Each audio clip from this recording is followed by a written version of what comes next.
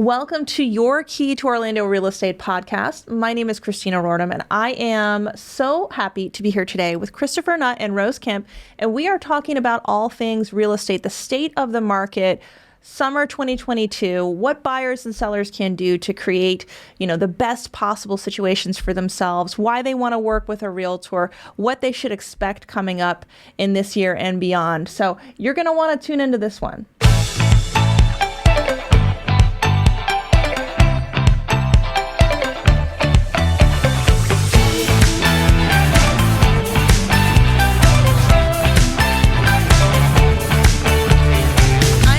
Here today with Rose Kemp and Christopher Nutt. Would you guys please introduce yourselves?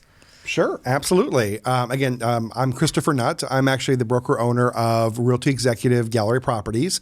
I actually have a couple different offices, one here, one in Orlando, Florida, one in Sarasota, Florida, and one in Clearwater, Florida.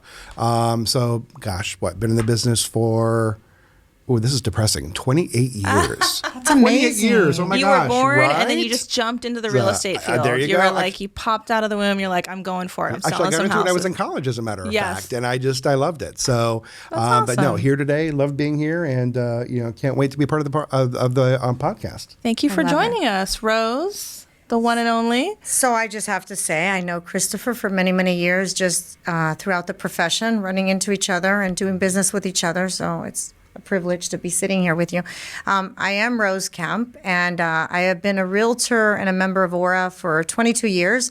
And I'm a realtor. I wear the realtor hat, and I've always been established in the downtown area. I'm with Remax Town Center, and I've been actually with my brokerage firm 18 years, but in the business 22. So my experience comes from the realtor hat.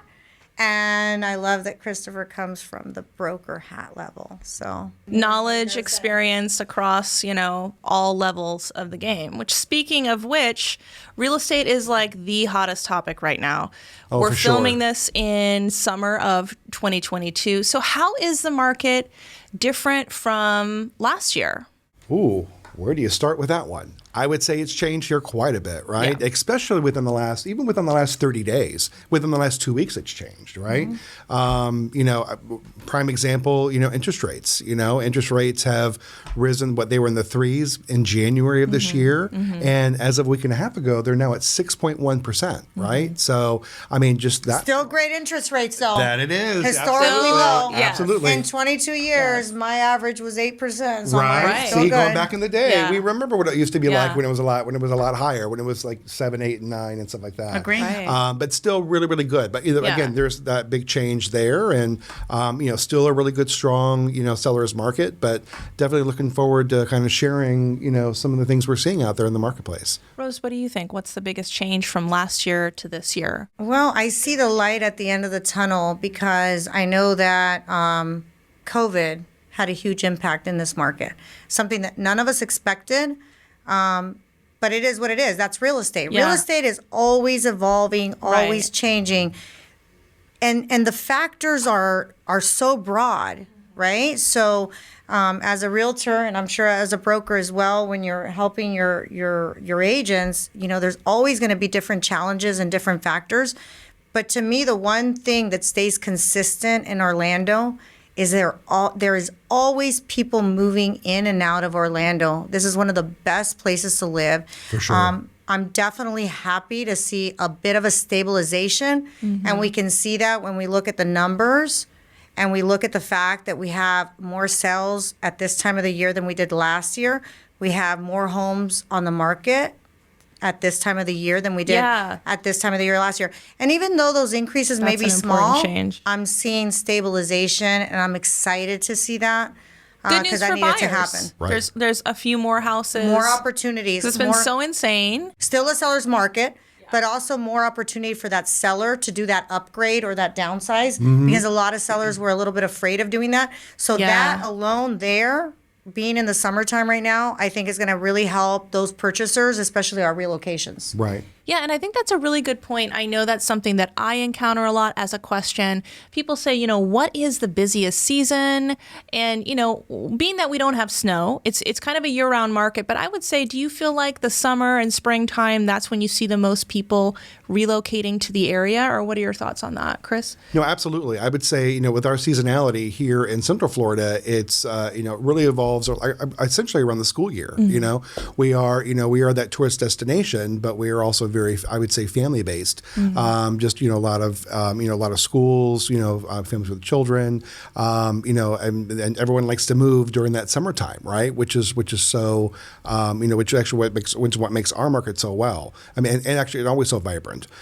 Whereas sometimes it also varies. Like again, in some of our other markets, like in Sarasota or Clearwater, their seasonality is different. There is a lot of what we call snowbirds over there, right? Right. So their big time is actually in September through Easter. And then during the summertime, it's very quiet. Yeah. So it's very interesting to see that. But the great thing about Orlando, and especially Central Florida, is, especially with all, like you were saying earlier, we have so many things driving our economy that we're always busy, and even though we have spikes or, highlights in our seasonality, we're still busy all year long, which is great. Yeah.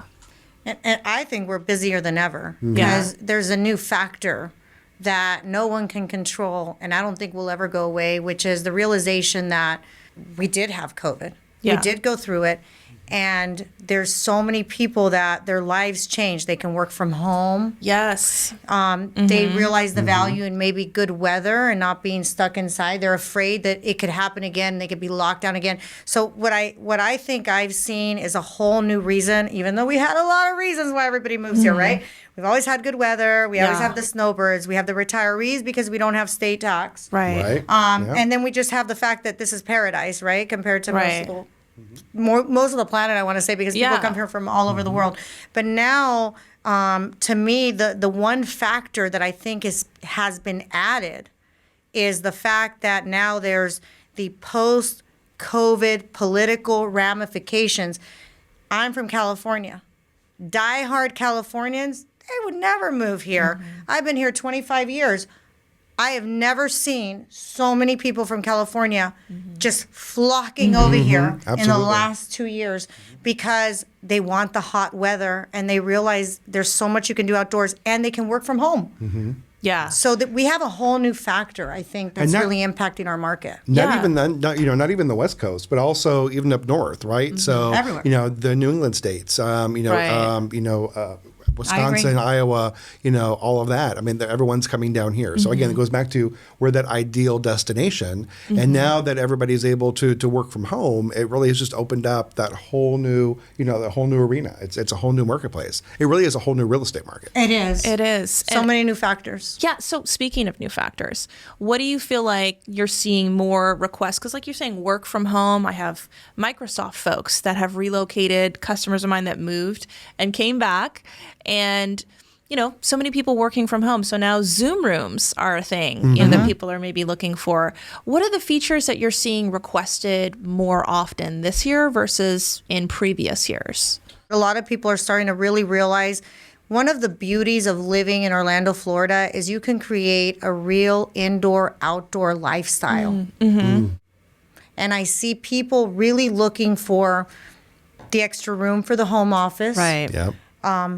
The triple sliding glass door that just the outdoor space, the yard, the covered patio or lanai, so that they can create this indoor outdoor lifestyle and entertain, and that if in the event there's another situation where we are put on lockdown again, please no, that we are able to, we've now realized, we've evolved as humans, I guess, to realize that those things can happen. Yeah. And there is such a beauty in living in Florida. Yeah. There really is. It's beyond what it used to be.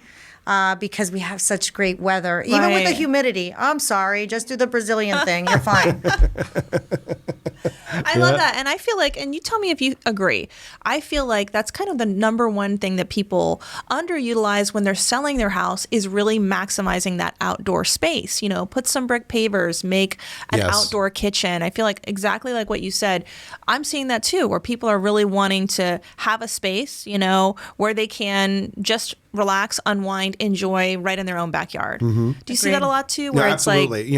Just a big spike in the, in the outdoor living, the backyard makeovers, right? Yeah. I would say, going back to what you were saying earlier, the home office is probably the number one request. And then right behind that is actually then, outdoor activities, outdoor living space, right. Pools, gardens, yards, that indoor, outdoor, lanai area, things like that. Flex spaces. There you go. Yeah. Because there's also people. Absolutely. Flex spaces are big for me because flex space means that bonus room that you can create into anything you want. Yeah. But also think about how many people are pivoting into homeschooling. Right. Sure. For other factors that we won't talk about. Yeah. But absolutely, that's another big one. So I think we're evolving in that sense. Yeah. Definitely. I mean, they can definitely have a room where they can have a mirror or a Peloton or do their home workout, but then there can be a desk and they could do homeschool or have a home office, something like that. What do you think is the biggest challenge that home buyers are facing today in Orlando?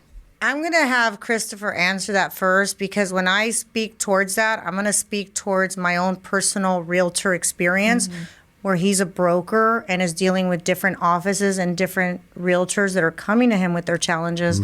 I think I know what it's going to be. So what is the number one challenge your realtors are going through? So probably the number one challenge that my realtors are going through, with their buyers is the affordability factor, right? It's especially with the increase in interest rates, it really has really kind of brought down some or many of the buyers' buying power that's out there, right? What they were able to qualify for and afford, 3 weeks ago, even 3 weeks ago, last month, has now changed and is different. But is it the end of the world? No. I mean, so, I mean, again, markets are still strong, values are still strong. But from a broker perspective, I would say what we actually have been, talking about and really focus on is just, is information and education, right? Helping to educate the consumer, both buyers and sellers on what this new norm looks like, right? Yeah. Expectations. Absolutely. And also just making sure that, anybody that's out there working, if they've been working with the buyer, that they've actually had those pre-qualifications updated with specifically within the last week to week and a half to accommodate for what we've seen now. Because in doing that, actually, it also makes the buyer stronger. It makes, and again, we are seeing multiple offer situations. Yeah. Maybe not as many as we saw before, but, because there's a little bit of a softening or a slowdown in that. Sure. But it's still there, Still happening. And so this, again, when you're dealing with those multiple offers, that's one of the ways that you can actually make sure that that offer can help stand apart from the other ones and maybe give it a little bit of an edge. Have it updated. Absolutely. Maybe have it underwritten, conditionally approved. Absolutely. Where all they got to do is get the appraisal, plug the property in. Is this what what's you your thought he was going to strongest say? qualification, right? What's your be prepared to showcase your strongest qualification because we have a housing crisis. So just like the rest of the country has a housing crisis, we do too, especially because we have so many people that have new interest and moving here and living here because maybe, again, their job circumstances allows it for whatever number of reasons. They have kids. They want to be able to be outdoors. They want to go camping and not have to be stuck inside in a cold weather with their children. I get that, right? I also know that from last year to this year, our report just came out, values have increased 27%. Yes, they have. From the same Back to time the this year. affordability factor. That's crazy. But do I believe that we're going to see our values like we did in the market crash in 2006, 7, 8 happen? No. We don't have bad loans. Right. We don't have 100% financing loans. People have equity in their homes. Right. We have completely different market conditions. And one of the things I see a lot of buyers ask is, should I buy right now? Because we remember what happened in the market crash. Completely different scenarios. And A lot more safeguards in place now. truth be told, at this point, interest rates are still historically low. Yeah. And if you can buy because remember, rent factors have gone up too. Rent is 100% interest. Buying is not. So get in the market. My opinion would be get in the market, get as qualified as you can. The market is stabilizing, Right. and secure a home. Just secure a home, because that at the end of the day is the best path, right, to success and to wealth. Absolutely. And that's kind of bringing me to some other questions that I hear a lot of people asking, should I wait? Oh, I want to buy a house. I'm going to wait for the interest rates to drop, or I'm going to wait for the market to crash. So, you're kind of giving me your answer, right? My answer is buy a home. If you can buy it, buy it. Because also seasons change. I've seen buyers that say, well, I'll just do it next year. I'll just go ahead. I don't want to have to pay the fee to break my lease. You know what? That fee It's a lot cheaper to do that. That fee is nothing compared to the fact that you're going to be paying rent for the next 12 months and get nothing out of it. Also, the fact that you're not stable. That owner or that apartment complex may decide, and it's happening a lot, to up the rents, right? The rent factors have gone up incredibly. Right. So if you can buy, our interest rates are still historically low. Our market is stable. This is Orlando, Florida. No better place to live, buy, or sell than Orlando, Florida, in my personal opinion. So go for it. Don't wait, because then you never know what's going to happen. Your job may fire you, and then you can't even qualify next year anyways. Buy when you can. Yeah. And can you speak to that too? Because like you said, there's a lot of differences between when we had that unfortunate recession, some might even say depression. There's things that are different. So everybody wants to know, is the market going to crash? Your thoughts? I would say absolutely not. So just as we've been talking about, there are so many more safeguards in place now that there's just it's specifically designed to make sure that doesn't happen. Like appraisal fraud. Right. No more appraisal fraud. Right. And people are, again, we're talking about interest rates and interest rates rising, but also that's not necessarily a bad thing, because it's designed to help slow down the market so that it can catch up with itself, right? To kind of give it a little bit of a breather and stuff like that. Yeah. So what's the advice I usually give to most buyers these days is run. Not necessarily don't run away, but run to your nearest agent, your nearest realtor, to go and take advantage of what's going on now. Yeah. Because interest rates are also supposed to go up at least 2 or 3 more times this year alone. We haven't hit the ceiling, right? Exactly. And what did you say earlier? That interest rate, that appreciation has risen 27% this year. So more so than ever before. We actually have we have strong equity, strong appreciation, and we want and now's the opportunity for buyers to take advantage of it. So yes, it's where gone are the days of the 3% and 4% interest rates. But again, 6.1 or whatever it is excellent. It's not a bad rate. And appreciation is still happening, right? So get in the bandwagon now. And go ahead and take advantage of it. Yeah, and we get a lot of questions, and I'm sure your team does. Should I wait for foreclosures or short sales? I'm sorry, we're not in that market. If somebody's in a financial situation and they can't pay their mortgage, they could just sell. Yeah, and make a profit. And they're fine. Right.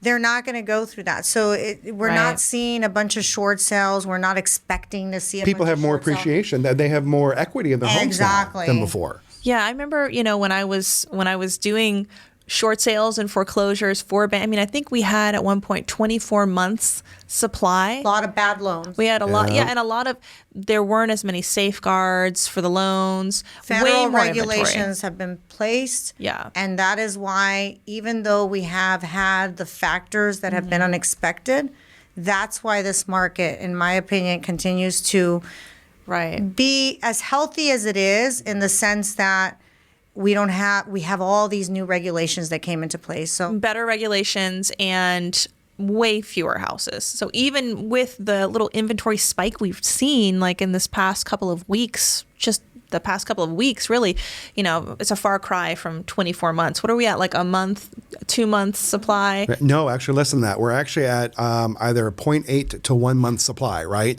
So I saw something earlier that, So it's a big difference. New construction, as an example, it would actually, it's probably going to take 5 or 6 years of consistent aggressive building Right. for the market to catch up to itself, right? Yeah. And the supply chain issues aren't going away That's exactly anytime right. soon. Right. Now, fortunately, again, we're that destination. We have plenty of space here. We have plenty of land. Right. So we have, lots of opportunities with both existing homes and new homes as well, right? Yeah. So our markets and those arenas are fantastic. Right. So.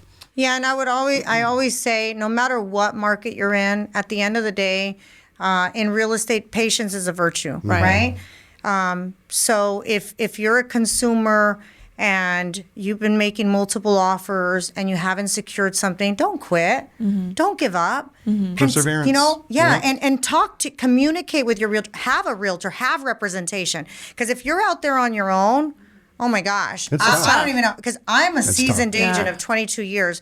I understand both sides. I understand contracts, negotiations. I have relationships out there. And my own brother, it took me 7 offers to secure a home in the $500,000 price range with a 30% down conventional loan. Yeah. Okay. Isn't it so surreal that the market has changed, that we're seeing that in every price point, and especially in the high end and the luxury price points? Yeah. Agreed. Mm-hmm. And so with that being said, patience is a virtue, but having a realtor, a professional, hold your hand, be by your side. And if you don't connect with them and you don't understand and they're not taking the time, then maybe you need to just sever that relationship like anything else, right? And work with somebody that you can trust, that you feel has your best interest at heart, and of course that you connect with and that you believe in. But patience is really important, and it's absolutely a market where you have to have patience, but do not give up. Don't quit. Don't say, I'm Right. just going to sign my lease and give up. Guess what? Next year, the interest rates might be higher. Next year, you might not have a job. So buy a home now, secure your property. Right. That's the best way to go. Yeah. I truly believe that. Yeah. Yeah. I mean, I agree. Landlords are selling and Yeah. saying, sorry, we're not going to renew your lease. Well, Right. it's like you said, if you're buying now, you're Or raising it's raising okay. rents too. for Oh, that. yes. I mean, Yeah. tremendously. 300, So- you're $500 freezing easy. your housing costs if you're purchasing now versus facing potential rent hikes. So we're wrapping up. What do you guys what piece of advice do you have? Is there any wisdom you would like to leave the buyers and sellers of Central Florida with? What do you want to share before we close out this episode? No, absolutely. I would say, I'm kind of, Rose, a little bit like, kind of piggyback on what you were saying, which is, I mean, now more than ever, it's so important to work with a trusted real estate professional, right? To work with a trusted realtor who has their finger on the pulse. There are a lot of agents out there, right? I mean, especially here in Central Florida, we have a lot of agents. But there was more to just having a real estate license, right? It's actually making sure that someone, has their finger on the pulse on the market, what's going on, has those trusted professionals. They say it's never a problem until it's a problem, right? So, Yeah, very everything true. is great in a transaction when things go smoothly. Yeah. But really the value of representation, the value of working with a realtor, comes what happens when, maybe the buyer doesn't qualify. What are the options, right? Are there other programs out there that maybe other, Have that scenario newer right agents now. may not realize, right? Made it work. Again, educating on the different options. What about home? What happens with home when there's home inspection issues? When we're seeing we're seeing a tightening up on homeowners insurance. Insurance. Right? Oh, some yes. of those It's all another topic. whereas 3 years ago or 5 years ago, Right. roof lives were fine, Yeah. to a certain point. But now, they're tightening up those guidelines, right? So working with an agent that actually, that knows what's going on and Has can all those navigate through. relationships. Exactly. Yeah, they're like So your that'd be ambassador, your concierge, right? And that's actually, I love that word. And that's actually what I use all the time, which is, it truly is about concierge real estate and giving that concierge service, right? Yeah. So, just, and every step of the way, right? I always say the easy part is selling the house. That's the easy part. Yeah. Really the hard part or the challenging parts can be, is getting it from contract to closing. Yeah. Because that's the landscape that you have to navigate navigate through. Yeah. And that's where you really need that trusted professional to help you with that. Right. You know, because we know, you know, there's a lot more options out there, you know, than most people realize.